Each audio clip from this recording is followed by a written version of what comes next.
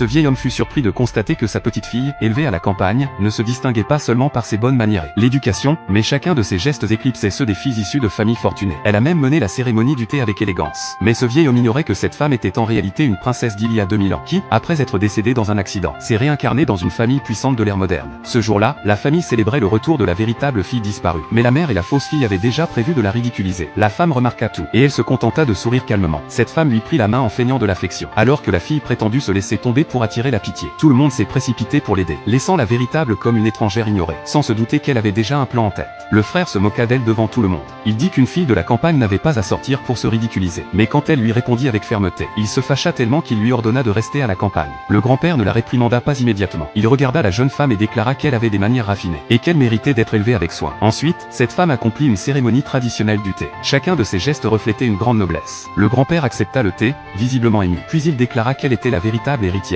Il annonça qu'il l'emmènerait le lendemain à la réception de cette dame, afin de révéler publiquement son identité. La fausse héritière pâlit soudainement. Elle voulut protester, mais le grand-père l'interrompit d'une voix autoritaire. Les domestiques ont emmené cette femme dans sa chambre. Pourtant, cette femme resta hautaine. Cette femme se mit à critiquer la chambre. L'autre femme n'en put plus, et elle la gifla. Puis elle la prévint, si elle recommençait à faire la maligne, elle la punirait sévèrement. Cette nuit-là, cette femme ouvrit son ordinateur. Elle se mit à étudier les règles modernes. Lorsqu'elle vit qu'ici les femmes pouvaient hériter grâce à leurs propres efforts. Le lendemain, à la fête d'anniversaire, elle était aux anges. La prétendue fille et le frère s'étaient déjà entendus pour la ridiculiser. Ils l'ont humiliée en l'insultant devant tout le monde, en prétendant qu'elle était une vulgaire paysanne sans distinction. Mais la femme, sans réfléchir, leur donna une gifle. Tous restèrent silencieux. Puis la femme s'excusa auprès de chacun d'eux, en expliquant que ses frères avaient trop bu, et ils étaient visiblement agités. Ce jeune millionnaire a assisté à la scène. Il s'est immédiatement intéressé à cette femme à la forte prestance. Mais quand le père l'apprit, il se fâcha, il l'accusa d'avoir déshonoré la famille. Elle répondit calmement qu'elle n'avait fait que reprendre la personne qui l'avait offensée. Elle alla présenter ses excuses à cette dame. Mais cette dame la félicita pour sa détermination et sa bonne éducation, ce qui remplit la prétendue fille de jalousie. Peu après, cette impostrice qui se prétendait sa fille l'amena à une vente aux enchères d'antiquités, et la rabaissa publiquement devant tout le monde,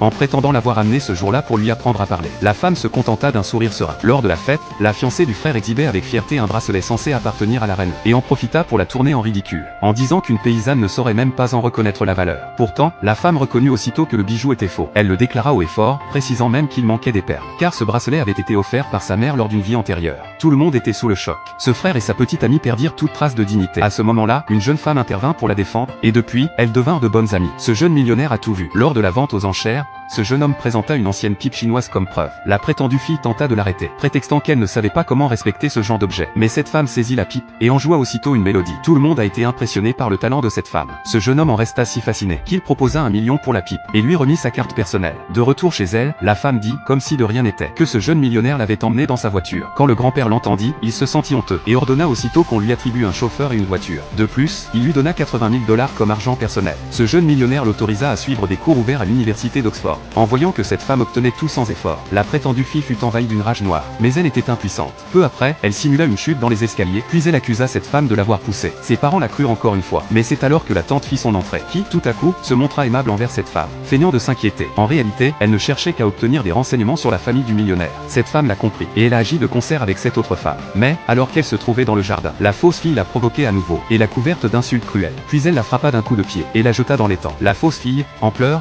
alla l'accuser auprès de ses parents. Mais la tante a témoigné devant tout le monde, affirmant que c'était un accident. La femme en a profité. Elle a transmis une fausse information à la tante, sans se douter qu'un jeu de pouvoir bien plus dangereux venait à peine de commencer.